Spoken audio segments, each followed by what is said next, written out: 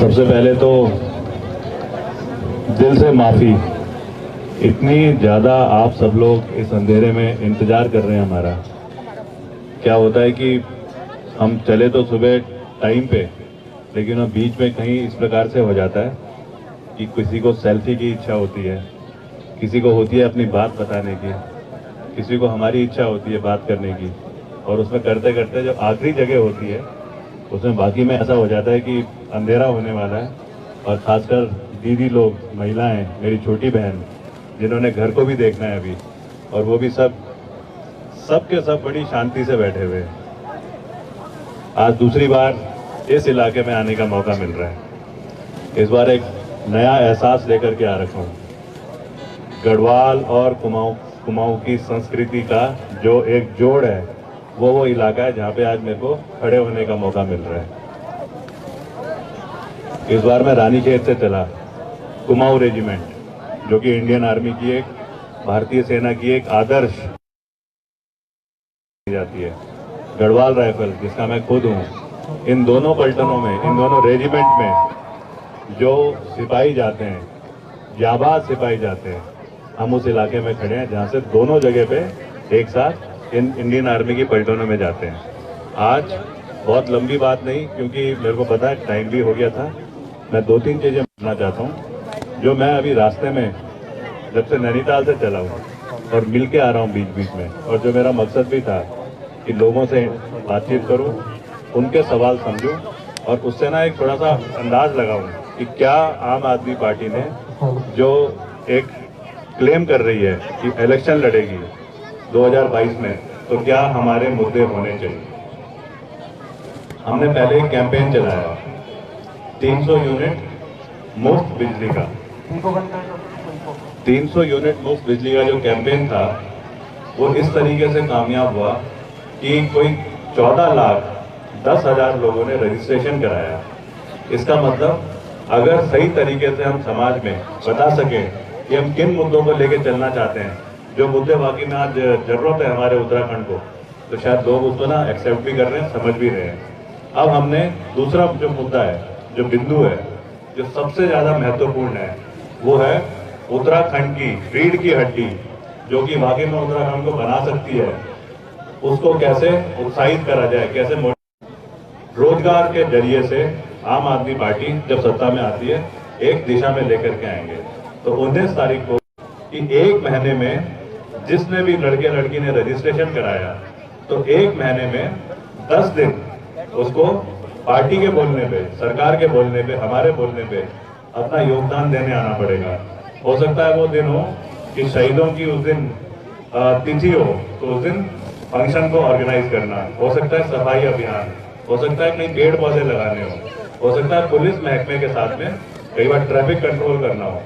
इन चीजों के लिए उसे अपनी दुकान छोड़ करके आना पड़ेगा। तो जो वाकई में जायज होगा वही रजिस्ट्रेशन कराएगा।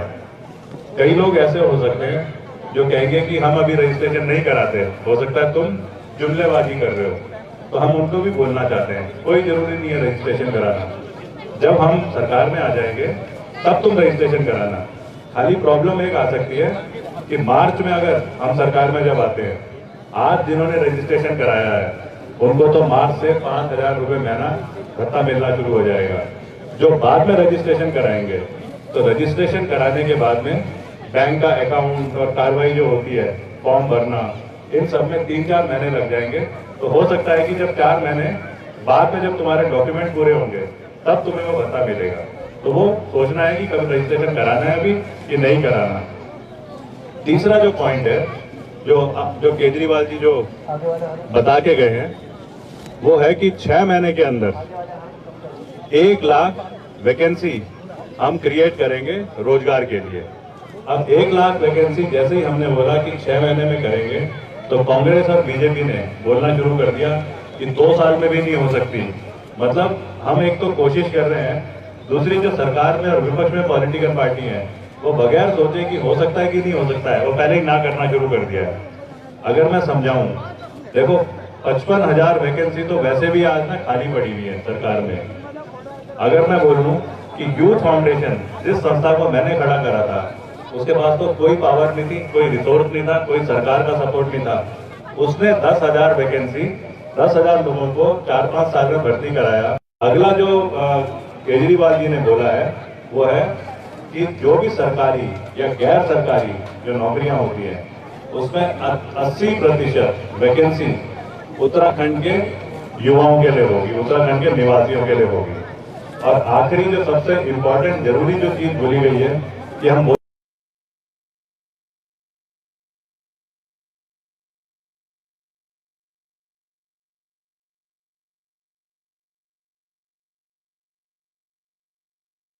डिपार्टमेंट के होंगे, उसमें टूरिज्म वाले होंगे, उसमें हमारे समाज के कुछ अच्छे कर्मठ लोग होंगे।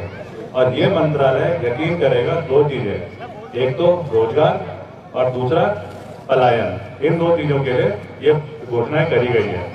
अब मैं इस चीज के लिए आपको ना, क्योंकि आप सब तो आम आदमी पार्टी से जुड़े हुए हो और आप लोग सब कहीं ना कहीं संदेश देने वाले भी हो समाज में कि आम आदमी पार्टी किस तरीके से काम कर रही है। बीजेपी और कांग्रेस आज की तारीख में क्या कर रही है? हमने बड़े प्यार से उनको वोट देके जिताया क्योंकि हमारे ही थे वो पूरी पार्टी का। वो अपने ही विधायकों पे नजर रखे हुए हैं कि कहीं मेरा विधायक टूट करके कांग्रेस में ना चला जाए, जो कि आजकल हो रहा है। कांग्रेस का जो सीनियर है वो देख रहा है अपने कांग्रेस वालों को कि मेरा कोई आदमी टूट करके बीजेपी में ना चले जाए। और इसी में ना उनकी बस सारी चिंता ये है सरकार कैसे चलनी है ये नहीं देख रहे। अब बीजेपी का जो विधायक है जो जीत के आया था, या कांग्रेस का विधायक जो जीत के आया था, 5 साल रहा वो, हमने उसको जिताया, 5 साल रहा। उसके बाद अब इलेक्शन आने वाले हैं, 5 साल में तो वो कुछ कर नहीं पाया, तो कैसे जाएगा?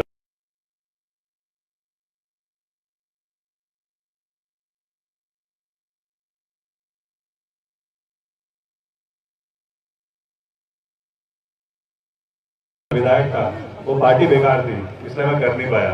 अब मैं नई पार्टी में आ गया हूँ, अब मैं करके दिखाऊंगा। तो ये ना एक बड़ा सिंपल सा गेम चल रहा है, ड्रामा चल रहा है। जिताया हमने, प्यार से हमने उनको चुन के आगे भेजा, वो खाली अपनी चिंता कर रहे हैं। अगर अपनी ही चिंता कर रहे हैं तो फिर ना उत्तराखंड में आगे होगा कैसे? जब मैं पिछली बार यहाँ पे आया था तो मैंने शायद बताया था, बोला था कि नहीं बोला था, एक बार अभी मैं उत्तरकाशी गया था तो मेरे को एक श्रीमान जी मिले, मैं उन श्रीमान जी से बात कर रहा था। तो श्रीमान जी मेरे को बोलते हैं कि कर्नल साहब आप क्यों आ गए इस पॉलिटिक्स में? फौज में अच्छे थे, ठीक ठाक तो कर रहे थे। तो उनका भतीजा जो 20 साल का था वो भी खड़ा था वहां पे। वो अपने चाचा को बोलता है, उन श्रीमान जी को, कि चाचा मेरी उम्र ना 20 साल है, मेरा लड़का भी जब 20 साल का हो उसे भी आगे कुछ ना पता हो कि क्या करना है। कहता है अगर ऐसा ही करना है तो फिर तो तुम किसी भी पार्टी को अपनी चॉइस से वोट देते रहो। कहता है अगर वाकई में अपने लड़के को देखना है कि वो दिशा देखे तो तेरी मर्जी है। वो चाचा मेरे को हाथ पकड़ के अपने घर ले गया और उसने चाय नहीं, एक अच्छा सा मलाई वाला गाय का दूध खूब सारी चीनी के साथ मेरे को पिलाया। मतलब मैं बोलना चाहता हूँ, हम पहाड़ियों में एक खासियत भी है, अगर कोई समझाए ना तो हमें समझ में भी आ जाता है। अगर हम ऐसे ही किसी तरीके से जैसे चलती है पॉलिटिकल पार्टी, कुछ बोलती है तो हम ना उसमें बह जाते हैं। मैं पक्का बोलना चाहता हूँ, चाहे हम बीजेपी से जुड़े हो, चाहे कांग्रेस से जुड़े हो, चाहे हमारी कोई भी विचारधारा हो, उसे बदली नहीं करना चाहिए, चलने दें वैसे ही। लेकिन अगर हम वाकई में सोचते हैं कि उत्तराखंड में जो तरक्की होनी चाहिए थी वो नहीं हुई, अगर हम बाकी सोचते हैं, अगर हम खुश हैं इस बात से कि ठीक है स्कूल बेकार है, एजुकेशन नहीं है, स्वास्थ्य ठीक नहीं है, सड़कें टूटी हुई हैं, बेरोजगार,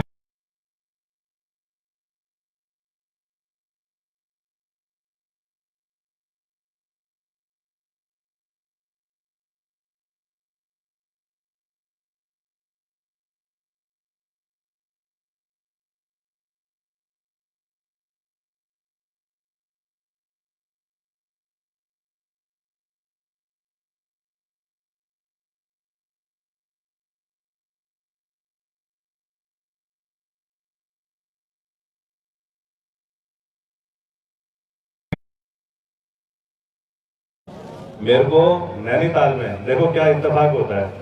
ये छोटी छोटी 2 लड़कियां बैठी हैं यहाँ पे, तो एक लड़की आती है 13 साल की, उन्नति, वो एक डब्बा लेके आती है हरे से रंग का, लोहे का।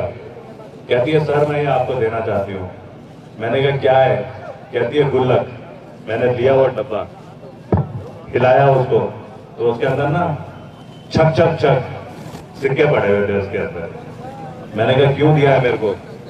कहती है मेरे को जब भी मेरी दादी, मेरी माँ या कोई मेरे को पैसे देते हैं तो 2 सिक्के देते हैं, तो उसमें से 1 सिक्का मैं इसमें डाल देती हूँ, और ये मैं सिक्का आपको देना चाहती हूँ। और उसने ना ऐसे करा मेरे को, जरूर छोटी सी बच्ची, मैं आपको देना चाहती हूँ कि उत्तराखंड के लिए जो आप कोशिश कर रहे हो, ये मेरी तरफ से कंट्रीब्यूशन है। तब मैं सोच रहा था 13 साल की बच्ची अगर ये चीज सोच सकती है, तो 52 साल का अजय कोटियाल जिसके पास सब कुछ है, वो क्यों नहीं सोच सकता इस चीज को? और ऐसे ही हम सब 52 साल के अजय कोटियाल जैसे जो है, हम क्यों नहीं सोच सकते कि किसी पॉलिटिकल पार्टी को बगैर क्रिटिसाइज करे, बगैर उसके खिलाफ बोले। एक बार हमें जरूर देखना है उस परीक्षा में बैठने के लिए जो 5 साल में जिसका एग्जाम होता है, जिसका एग्जाम मार्च फरवरी 2022 में है। उस परीक्षा में हमने सब में एक साथ बैठेंगे, तो ना हमें नकल मारने की जरूरत है, ना हमें कुंजी पढ़ने की जरूरत है, ना हमें कोई पेपर सेटिंग की जरूरत है। हम सब के सब एक साथ पास होंगे, और जब हम पास हो जाएंगे तब हम बोलेंगे ये है वो परिभाषा जिसे बोलते हैं उत्तराखंड का नव निर्माण। मेरे को जोश पिछली बार जब आया था और मैंने देखा था यहीं पे बैठ करके, 1.5 किलोमीटर ऊपर होगा यहाँ से, वहां पे बैठ करके, और आज जो जोश मेरे को आ रखा है कि इतना अंधेरे में आप सब इंतजार कर रहे थे। मैं आपको ना बहुत बहुत धन्यवाद बोलता हूँ, और फौजी तरीके से जरूर बोलना चाहूंगा, सलूट मारता हूँ। बहुत बहुत धन्यवाद।